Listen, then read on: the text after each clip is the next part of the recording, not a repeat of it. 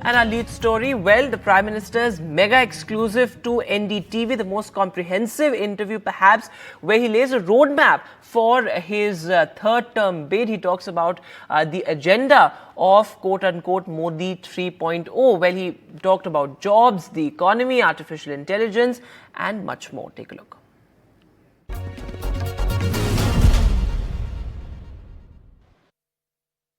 अब economy governance से थोड़ा सा पॉलिटिक्स की तरफ चलें और रोजगार का मुद्दा उठाएं तो उसमें विपक्ष का एक आरोप है कि रोजगार क्रिएट नहीं हुए हैं। तो रोजगार क्रिएट नहीं हुए हैं या उसका स्वरूप बदल गया है? पहली बात है कि इतना सारा काम मानव बल के बिना संभव ही नहीं होता है। सिर्फ रुपये हैं इसलिए रोड नहीं बन जाता है, रुपये हैं इसलिए रेलवे का इलेक्ट्रिफिकेशन नहीं होता है, मैन पावर लगता है। ये मतलब कि रोजगार के अवसर बनते हैं। और विपक्ष की बेरोजगारी की जो बातें हैं उसमें कोई मुद्दा, कोई सच्चाई नजर नहीं आती। जी मैं मानता हूं कि परिवारवादी पार्टियों का इस देश के युवा में क्या बदलाव आया है उनको कुछ समझ नहीं है। अब जैसे स्टार्ट 2014 के पहले कुछ सैकड़ों स्टार्टअप थे जी, आज 1.25 लाख स्टार्टअप है। और एक स्टार्टअप यानी 5 साल ब्राइट नौजवानों को काम देता है।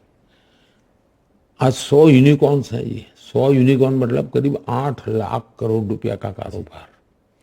ये वो लोग हैं 20, 22, 25 साल के हैं जी, बेटे बेटियां हैं हमारे। और टियर 2 टियर गेमिंग फील्ड आप देख लेना जी, पूरी दुनिया में गेमिंग की दुनिया में भारत बहुत बड़ा लीड कर रहा हो। ये सारे 20, 22 साल के बच्चे करने वाले हैं जी, आप मान के चलिए जी। उसे क्रिएटिव इकोनॉमी, एंटरटेनमेंट इकोनॉमी में से अब क्रिएटिव इकोनॉमी की तरफ हम मुड़ करें। मैं पक्का मानता हूं जी, हम ग्लोबल मार्केट को, हमारे क्रिएटर्स जो हैं, क्रिएटिव एक्टिविटी करने वाले हैं, वो मार्केट को शेयर करेंगे। यानी ग्रीन जॉब बहुत बड़ा अवसर बन रहा है। हम ग्रीन हाइड्रोजन पर दुनिया का, अब एविएशन सेक्टर, हमारे देश में करीब 70 एयरपोर्ट थे, आज करीब 150 एयरपोर्ट हो गए हैं। हमारे देश में कुल हवाई जहाज, मेरा अंदाज है कोई प्राइवेट और सरकारी 600-700 है। 1000 नए हवाई जहाज का ऑर्डर है। बिल्कुल, कितने प्रकार के लोगों को रोजगार मिलेगा, कोई कल्पना कर सकता है कैसे? और इसलिए ये जो नैरेटिव है पॉलिटिकल फील्ड में, जो लोग हैं वो आज से 30 साल पहले चलते, वो उन्होंने रिसर्च नहीं किया है जी, वो वही गाड़ी बजाते रहते हैं जी। अब आपको मालूम है जो रिकॉर्डेड चीज रहती है, पीएलएफ का जो डाटा है उसका कहना है कि बेरोजगारी आधी हो गई है। ये ऑथेंटिक जो है वो कहते हैं 6-7 साल में 6 करोड़ नए जॉब जनरेट हुए हैं। ये पीएलएफ के डाटा कह रहे हैं। ईपीएफओ ये भी रिकॉर्डेड होता है, वो हवाबाजी में होता नहीं है। 7 साल में 6 करोड़ से ज्यादा नए अवसर ऑलरेडी रजिस्टर्ड हुए हैं। सरकारी नौकरी तो मैंने एक बहुत बड़ा अभियान चलाया था, लाखों लोगों को। अब और ये लोग कहते थे, मुझे चिल्लाते थे कि नौकरी देने में इतना हो हल्ला कर। अब इस कॉज ग्रुप का जो रिपोर्ट आया है वो बड़ा इंटरेस्टिंग है जी। उसने कहा कि पिछले 10 साल में हर वर्ष 5 करोड़ पर्सन ईयर रोजगार जनरेट हुआ है। और उन्होंने एक 22 चीजों को लिया है पैरामीटर के रूप में। ये करना है तो कितने पर्सन ईयर आवर चाहिए, कितने पर्सन आवर चाहिए, ये करके उन्होंने कहा। उसके आधार पर उसने निकाला हुआ है, यानी आधार एकेडमिक बराबर रिसर्च करके निकाला हुआ है। अब ये सारी चीजें धरती पर दिखती भी है, ऐसा नहीं कि कागजों में दिखती है। मैं वो नॉन गवर्नमेंट जो अलग अलग व्यवस्थाएं हैं उससे जो बातें थी उसकी मैं कर रहा हूँ। चूंकि आपकी ऐसी मान्यता है, ऐसे में जो विपक्ष के गठबंधन की परिस्थिति है उसमें विरोधाभास भी सामने आते हैं। ममता बनर्जी ने कहा कि मैं तो अलायंस में नहीं रहूंगी, फिर कहा कि अगर सरकार बनेगी तो मैं सरकार को बाहर से समर्थन दूंगी। अखिलेश किधर हैं पता नहीं। ऐसे में स्थिर सरकार और अस्थिर सरकार, ये भी एक वोटर सोचता है कि मैं किस विषय पर निर्णायक तौर पे तय करूं कि वोट देना है। तो ये विपक्ष की जो परिस्थिति है, जो लोकतंत्र को बचाने की गारंटी देता है, उसकी हालत पर आपकी राय? पहली बात है, हमारा देश का या दुनिया में भी कोई भी इतना बड़ा देश, आप जिसको देने जा रहे हो उसको जानते हो क्या? उसका नाम पता है क्या? उसका अनुभव का पता है? उसकी क्षमता का पता है क्या? तो ये देश की जनता देखती है। कोई पार्टी अपने नाम बताएं या न बताएं, वो तोड़ती है। और हमारा पलड़ा बहुत भारी है, और उसमें मुझे कुछ कहने की जरूरत नहीं, हमारा पलड़ा भारी है, हर कोई कहेगा। दूसरा विषय है इंडिया अलायंस का, मुझे बता दीजिए, फोटो ऑप के सिवाय इंडिया अलायंस की कोई गतिविधि दिखती है क्या आपके? और फोटो ऑप में पहली इंडिया अलायंस की मीटिंग में जितने चेहरे थे, जाते जाते जाते संख्या भी कम हो गई, क्वालिटी भी। इन उसकी थर्ड कैटेगरी, चौथी की रैंक का अब व्यक्ति वहां जाता है, फोटो निकल के जाता है। कोई कॉमन एजेंडा है क्या? कैंपेन की कोई स्ट्रेटेजी है क्या? कुछ नहीं है। हर कोई अपनी डफली बजा रहे हैं, तो देश को विश्वास नहीं हो सकता है। दूसरा, अगर कांग्रेस के सबसे विश्वस्त साथी कौन? तो लेफ्ट, जिसके मन में कमिटमेंट है कि भाजपा वाले जाने चाहिए, उससे बड़ा कमिटमेंट तो कोई हो नहीं सकता। इन्होंने जाकर के केरल में उसी को पराजित करने के लिए उसके सामने खुद खड़े हो गए। और जो भाषा का प्रयोग हुआ है केरल के चुनाव में, पूरे देश में ऐसी भद्दी भाषा अभी तक उपयोग में नहीं आई है। मुख्यमंत्री तक के लोगों ने जिस प्रकार से कांग्रेस के लिए बोला है, अब यानी ये अलायंस के लोगों की मैं बात कर रहा हूं। अच्छा, ये बात फिक्स हो गई है जी, ये सारे नेता हैं, ज्यादातर जमानत पर है। इंडिया अलायंस के सारे नेता जमानत पे, और वो जमानत वो है उनके जमाने के केसेस है, हमारे जमाने के केसेस नहीं है जी। मामले उनके जमाने के हैं। तीसरी बात है, ये सारे आप बिठाओगे तो लगेगा भाई ये उसका बेटा, ये उसका बेटा, ये उसका बेटा, या इसका बाप, ये इसका बाप, इसका बाप। यानी ऐसा साफ लगता है कि वो अपने बच्चों को सेट करने के लिए इंडिया अलायंस को जान बनने की कोशिश कर रहे हैं। देश के बच्चों का भविष्य नजर ही नहीं आता उसमें। जब ऐसा होता है तो मैं नहीं मानता हूं कि वो देश के लोगों का विश्वास जीत सकते हैं। दूसरी तरफ हमारा 10 साल का मजबूत सरकार का ट्रैक रिकॉर्ड है जी। चाहे आतंकवाद के खिलाफ हमारा काम हो, चाहे सुरक्षा के विषय में काम हो, चाहे विकास के मुद्दे में काम हो, चाहे विदेश नीति के, चाहे संकट के समय हमारी इनिशिएटिव हो। मैं समझता हूँ देश की जनता इन सारी बातों को देखती है और उसको तोलती है, और इसलिए देश के सामान्य मानवी ने मन बना लिया है कि भारत को बहुत आगे ले जाना है जी। तो भारतीय जनता पार्टी, एनडीए एक विश्वस्त संगठन है, विश्वस्त लीडरशिप है, और जिसको हम जानते हैं, जिसको हम ट्रायल ले चुके हैं, जिसको हम नाप चुके हैं, और इसलिए उनको रिस्क ज्यादा नहीं लगता है, सहज समर्थन लगता है जी। So that big exclusive there, the Prime Minister. But looking at some other news now, well, the big phase 5 of the Lok Sabha polls on Monday. Key contests in Amethi, Raebareli, Lucknow, Mumbai in West Bengal and Bihar as well. And big faces in the fray from Rahul Gandhi, Rajnath Singh, Smriti Irani, Omar Abdullah, Chirag Paswan, and several electoral debuts as well, with Piyush Goyal and Rohini Acharya throwing their hat in the ring.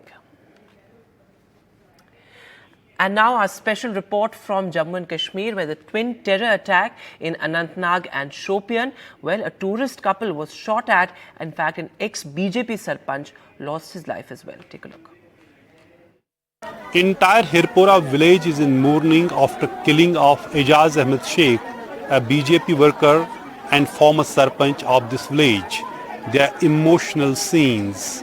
Men, women and large number of people have turned up to pay last respect to the victim. Ejaz was inside his home here when gunmen barged into his home, shot him multiple times. He died.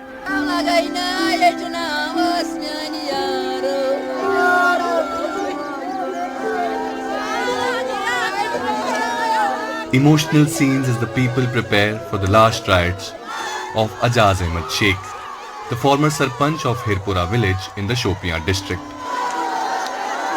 The local BJP leader was shot at point blank range after terrorists barged into his home late Saturday evening. The family says one terrorist entered their home and fired a volley of bullets. Sheikh is the first political worker to be killed amid parliamentary elections in Kashmir. Ejaz और मम्मा उधर बैठे हुए दूसरे कमरे में, मैं आई दूध लेने के लिए किचन में, ऐसे अंदर से बाहर से कोई अंदर आया, उसने खाली एक ही आदमी, उसने खाली इतना बोला सुई छुक इज, बस यही बोला तो ठा ठा ठा ठा ठा बस गया, पता नहीं कहां से. Sheikh was an outspoken BJP worker in Shopian district. The party has released a video in which he is praising Prime Minister Narendra Modi for development and progress in Kashmir. Political leaders cutting across party lines have condemned the killing. Terrorism अभी भी हमारे यहाँ कायम है. अब वो BJP का हो या किसी और का हो, बेगुनाह है. क्या उसको हक नहीं है? इस मुल्क में तो हक है हर एक को, किसी भी पार्टी का मेंबर हो सकता है, मगर किसी को खास टारगेट करना, मैं समझता हूं ये इसको इन्वेस्टिगेट करना चाहिए. जिसने भी इस जघन्य अपराध को किया है उनको कानून तो सजा देगा ही, उनको ऊपर वाला भी इन गुनाहगारों को माफ नहीं करेगा. ये इंसानियत का कत्ल है, ये कश्मीरियत का कत्ल है. Earlier in the Anantnag district, a tourist couple from Jaipur, Rajasthan was shot at and injured. Police say their condition is stable. The twin attacks have raised concerns over security amid elections, especially at a time when people have come out in large numbers to vote in the last phase of elections held in Srinagar. In Shopia with Nazir Masoodi for NDTV. And moving now to the big international story, well, the helicopter carrying the Iran President Ibrahim Raisi has reportedly crashed. In fact, an Iran minister has confirmed the hard landing. Rescue operation still on. My colleague Mohammad Ghazali is now joining us live. So, Ghazali, what more details do you have? Inclement weather making the rescue operations extremely difficult. See, as of now, the Iranian foreign minister was also part of that entire, was with the president in that helicopter, which reportedly had a hard landing. But beyond that, the state agencies or the state affiliated media has not shared any information. But prayers are going around on the state affiliated TV channels for the well-being of Mr. President Ibrahim Raisi. And as of now, as you rightly mentioned, due to inclement weather, the rescue team is having a hard time in even locating the helicopter, which reportedly had a hard landing there. But beyond that, the condition of the helicopter or those who were on board is not known, has not been shared by the state agencies yet. And right now, a big team of rescue rescue operation has been deployed there in the region. The state media also shared that how the rescue team has reached there near that region to locate, and is also taking the help of the locals also to find out, because some of the locals have also said that they have heard a loud sound, and perhaps that was when the helicopter made the hard landing there in that area. Ghazali, thanks very much for that update. So, hard landing, perhaps a more accurate word to describe that situation. As Ghazali is pointing out, rescue operations underway. With that, we'll take a short break now, and there's more news on the other side.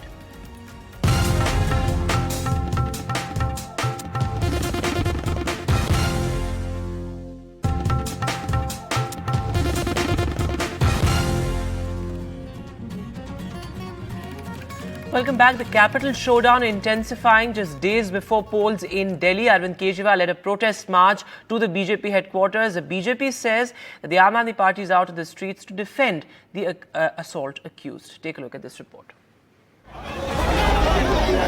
High drama outside the AAP headquarters. Several AAP workers were detained as the party led a massive protest against the BJP. Delhi CM Arvind Kejriwal led the protest ahead of polls. He's alleged that the BJP sees AAP as a threat and has launched Operation Jhadu, a concerted campaign by the BJP to undermine his party. उन्होंने operation झाड़ू चालू किया है.